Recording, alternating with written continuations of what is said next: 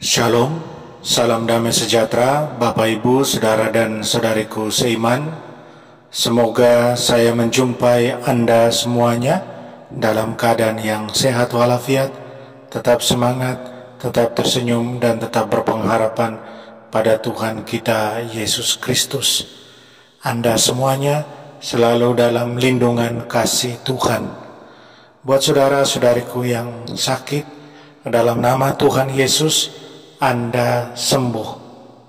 Senang berjumpa kembali dengan Anda dalam permenungan harian Sabda Tuhan, Embun Sabda, hari Rabu 7 Juli 2021. Mari kita siapkan hati kita siapkan diri kita untuk mendengarkan dan merenungkan firman Tuhan.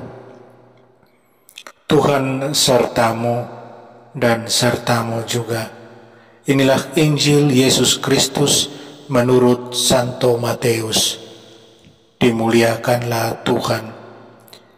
Pada satu hari, Yesus memanggil ke-12 muridnya dan memberi mereka kuasa untuk mengusir roh-roh jahat dan melenyapkan segala penyakit dan segala kelemahan.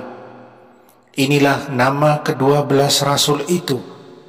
Pertama, Simon yang disebut Petrus dan Andreas saudaranya, Yakobus anak Zebedeus dan Yohanes saudaranya, Filipus dan Bartolomeus, Thomas dan Matius pemungut cukai, Yakobus anak Alfeus dan Tadeus, Simon orang Zelot dan Yudas Iskariot yang mengkhianati Yesus.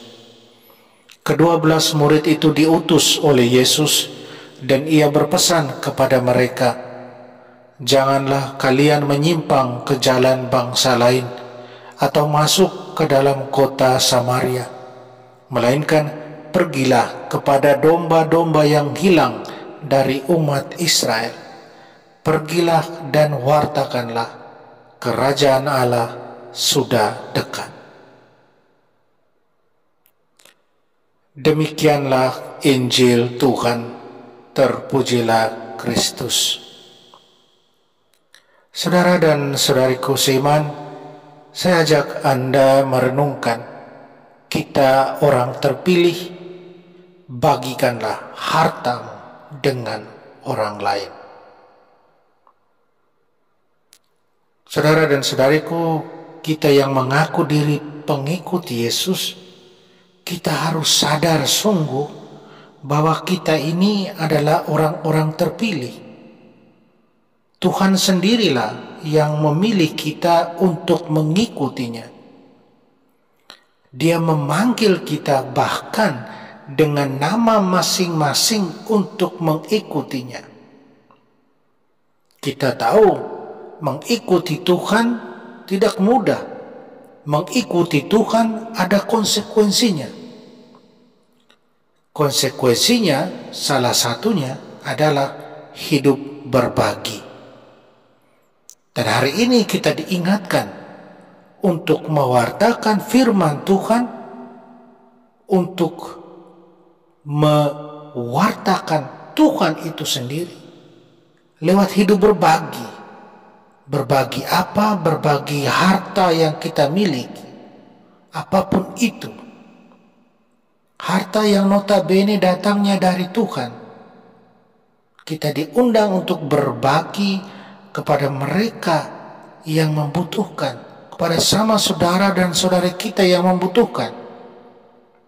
Saudara dan saudariku seiman, dalam bacaan pertama kita membaca, kita mendengar bagaimana Yusuf berbaik hati dengan saudara-saudaranya yang dulunya menjual dia, memperlakukan dia secara tidak adil, memperlakukan dia secara buruk. Yusuf berbaik hati dengan mereka. Dia yang saat itu mempunyai kedudukan istimewa sebagai mangku bumi di Mesir, dia justru berbagi. Dia tidak membalas dendam.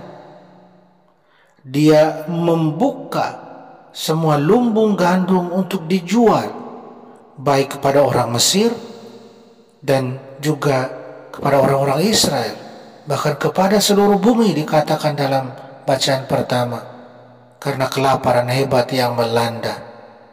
Yusuf seakan tahu Allah lah yang mengatur semuanya itu. Allah lah yang mengutus dia terlebih dahulu ke Mesir untuk menyelamatkan bangsa Israel dari kelaparan. Yusuf berbagi apa yang lebih dari dia agar semua selamat. Saudara dan saudariku seiman, dalam Injil, Yesus memanggil para murid dengan nama masing-masing. Mereka diutus ke tengah kawanan domba Israel yang hilang untuk membawa mereka kembali ke jalan Allah. Seperti halnya para murid itu, kita yang sekarang dipilih Tuhan, atau kita yang adalah orang-orang terpilih sebagai murid-muridnya pada zaman ini, kita dipanggil secara personal.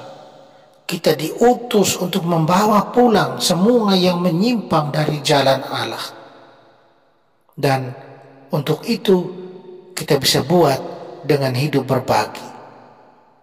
Berbagi harta yang kita terima dari Tuhan. Harta yang bisa berupa materi, berupa pikiran, berupa sikap dan tutur kata Kristiani yang penuh kasih, berupa kejujuran dan kerendahan hati, berupa hidup damai, berupa memaafkan dan pengampunan, dan masih banyak yang lainnya.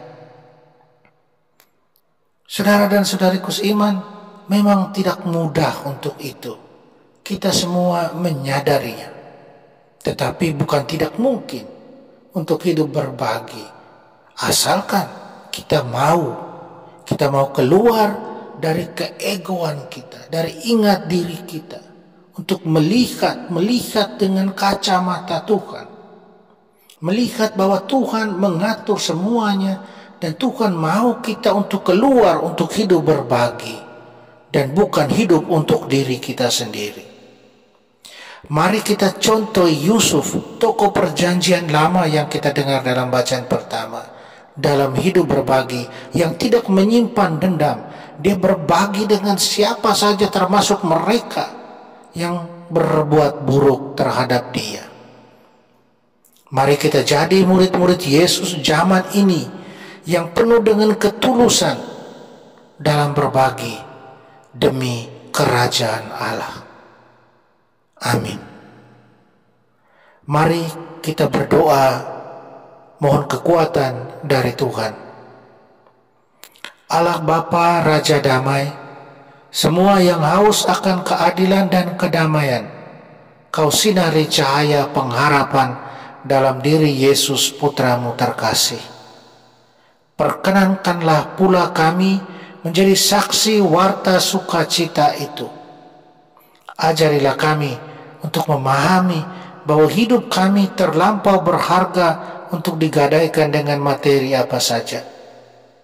Semoga kami selalu menghargai dan menghormati hidup panggilan kami di atas segala-galanya, karena Engkaulah yang memanggil kami secara personal dengan nama kami masing-masing untuk mengikuti Engkau, mengikuti Putramu. Bantulah kami untuk terus setia dalam hidup berbagi dengan penuh sukacita dengan segala harta yang sudah Kau berikan kepada kami. Amin. Mari kita mohon berkat Tuhan sertamu dan sertamu juga. Kita sekalian, semua orang yang kita sayangi dan kasihi, segala usaha dan kerja kita dibimbing, dilindungi, dan diberkati Allah yang Maha Kuasa, Bapa dan Putra dan Roh Kudus. Amin.